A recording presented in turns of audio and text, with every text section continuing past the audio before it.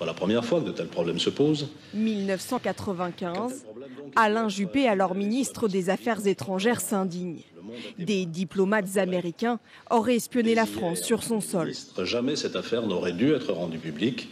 Rendu public aussi en juin 2013, les révélations d'Edward Snowden, une onde de choc. L'ancien agent de la CIA lève le voile sur un programme de surveillance de masse de la NSA.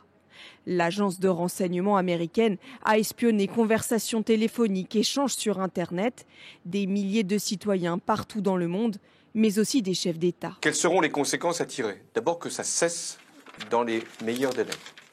J'allais dire immédiatement. François Hollande espionné, mais aussi ses deux prédécesseurs. Selon cette note classifiée, publiée en 2015 par Wikileaks, les espions de Washington ont placé sur écoute les présidents français et leur entourage pendant 6 ans. Intercepté par exemple ce document qui date de mars 2010.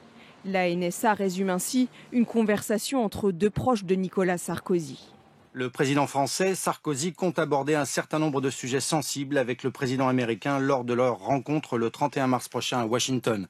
Parmi les sujets sensibles, le principal point de friction est la volonté des États-Unis de continuer à espionner la France. Il y a 2 mois encore, la chancelière allemande a appris elle aussi qu'elle aurait été surveillée par les Américains, cette fois avec le concours des services de renseignement danois.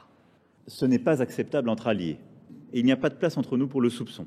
Choqués mais pas surpris, voilà comment au fil des années, les cibles des grandes oreilles américaines ont toujours réagi.